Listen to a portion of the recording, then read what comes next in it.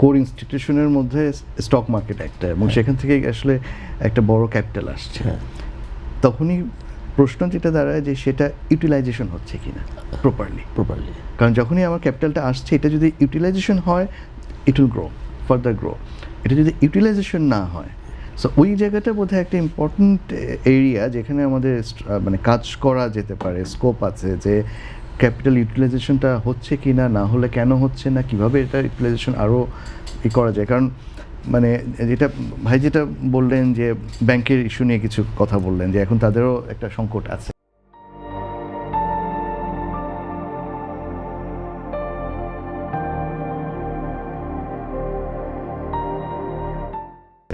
হ্যাঁ, সো সেই সংকটের ক্ষেত্রে কি আমরা ক্যাপিটালটা হয়তো কালেক্ট করতে পারি শেয়ার মার্কেট থেকে, বাট তখন হবে কি যে যদি ব্যাংকে যেই প্রবলেমগুলো হয়েছে উনি বললেন, এবং সেই প্রবলেম যদি শেয়ার মার্কেটের ক্যাপিটালেও হয়ে যায়, তাহলে কিন্তু গ্রো করবে না মার্কেটটা। হ্যাঁ, ওইটাই যে মানে capital utilisation is also important, it's not only capital collection বা ক্যাপিটাল ক্রিয়েট করা। হ্যাঁ, ওইখানে বোধহয় একটা বড় মিসম্যাচ আমাদের আছে কিনা ক্যাপিটাল মার্কেটে।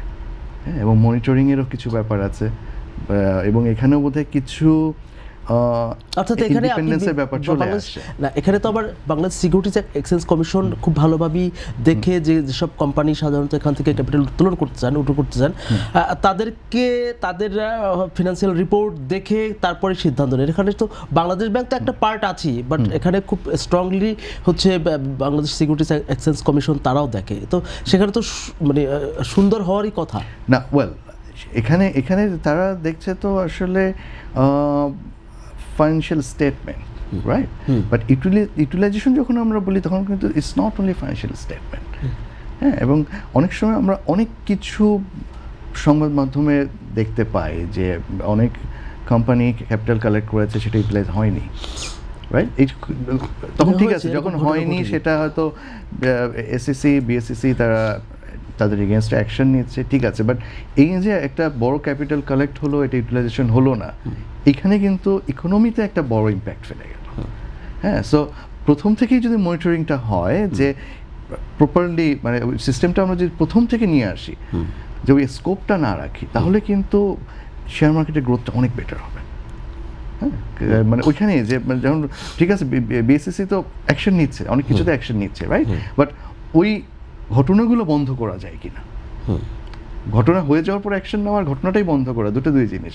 তো আমি যখন ইউটিলাইজেশন বলছি, আমি কিন্তু ওই জায়গাটাতে বেশি ফোকাস করছি। এখন কিন্তু এই লাস্ট প্রায়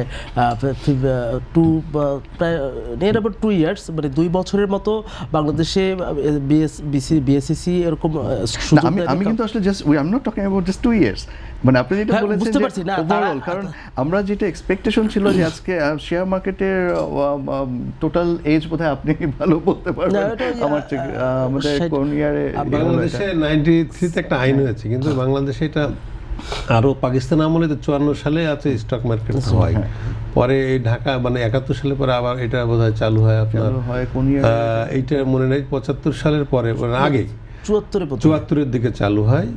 তারপরে এটা আইনি কাঠামো তৈরি হয়েছে 93-তে, একটা সিকিউরিটি এক্সচেঞ্জ কমিশন ল আছে 93-তে, তার আগে ঢাকা স্টক এক্সচেঞ্জ, অর্থাৎ ঢাকা স্টক এক্সচেঞ্জ আগে হয়েছে, পরে সিকিউরিটি এক্সচেঞ্জ কমিশন হয়েছে। এটা ঢাকা স্টক এক্সচেঞ্জকে নিয়ন্ত্রণ করে সরকারি সংস্থা হিসেবে, কিন্তু ঢাকা স্টক এক্সচেঞ্জ আলাদা বডি, তারা এটা ট্রেড করতো, এবং সেটা তখন ছিল, হ্যাঁ তখন ছিল আপনার এই কাগজের শেয়ার আর কি, এটা অনেক পরে এসে ডিমেট শেয়ার হলো। আমি আসলে ওনাকে বলছি কারণ আসলে that time I was student, so আমি অনেক ভালো জানি। তো এই যে 93 থেকেও যদি আমরা আইনটা হয়েছে না, লেনদেন আরো আগে থেকে, তাহলে কি এটা কিন্তু একটা লং মার্কেট, তাই না? সো সেখানে যে আমরা পূর্ব পাকিস্তান স্টক এক্সচেঞ্জের সে ঢাকা সেটা অনেক আগে, আইন 93 তে হয়েছে, এটা একটা দিক, কিন্তু লেনদেন বা শেয়ার বাজার চালু হয়েছে আরো আগে। এটা চমৎকার ব্যাপার হচ্ছে বিফোর 93 আইন হওয়ার পরে 1996 সালে বাংলাদেশের স্টক মার্কেটে বড় রকমের গ্যাম্বলিং বা দর্শন ঘটনা করছে, আপনারা আইন দেখেন। আচ্ছা, এছাড়াও 87-88 সালে একটা ঘটনা ঘটেছিল, এটা ছোট্ট আকারে ঘটেছিল। গল্প হচ্ছে 93 পূর্ব যে কোম্পানিগুলো, সেখানে সব ভালো কোম্পানিগুলোই ছিল। আমরা যেটাকে এখন জাঙ্ক শেয়ার বলি, সেটা কিন্তু 93 পরের গল্প। অর্থাৎ 96 সালেই হচ্ছে প্রায় 20 থেকে 25টা বা তারও বেশি একেবারে মানে শুধুমাত্র কাগজ বেস কোম্পানি করে স্টক মার্কেটে টাকা নেওয়ার গল্প ঘটেছে। শাহিদ বুকু সম্পর্কে সেরকম গল্প ছিল, তারপর চিক টেক্সটাইল, এই জাতীয় অনেকগুলো গল্প। সেটা কিন্তু আইনের পরে, তোর আইন দিয়ে ঠেকানো যায় না, বরং আইন উল্টো কাজ করেছে কি বাংলাদেশে। যে ওই জায়গাটা আমি বলছি যে এটা শুধু 1-2 বছরের না, এটা কিন্তু লং হিস্ট্রি আছে শেয়ার মার্কেটে। তো সেইখানে তখন আমাদের দেখতে হবে যে অতীতে কোথায় কাজ করেনি, ভবিষ্যতে কিভাবে এটাকে কাজ করানো যায়। এইটা কিন্তু কারণ এখন আমরা যেটা বলছি যে উই ওয়ান্ট টু চেঞ্জ, বাংলাদেশে কিন্তু আমরা এখন বলছি উই ওয়ান্ট টু চেঞ্জ, তাই না? এখন এতদিন যেটা হয়েছে অনেক ভুল হয়েছে, ঠিক আছে, বাট ওই ভুলগুলোকে ঠিক করে নেওয়া।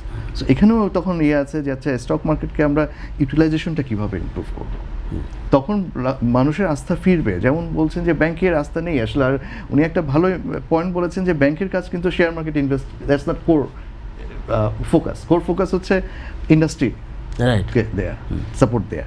সো ব্যাংক তখনই আস্থা ফিরবে যখন শেয়ার মার্কেটটা আবার স্টেবল হবে। সো এই স্টেবল করতে গেলে আমাদেরকে ক্যাপিটাল ইউটিলাইজেশনটা এনশিওর করতে হবে। আমাদের এখানে ক্যাপিটাল ইউটিলাইজেশনের ক্ষেত্রে যথেষ্ট রকমের ঘাটলা বা ত্রুটি রয়েছে বলে আপনি মনে করছেন?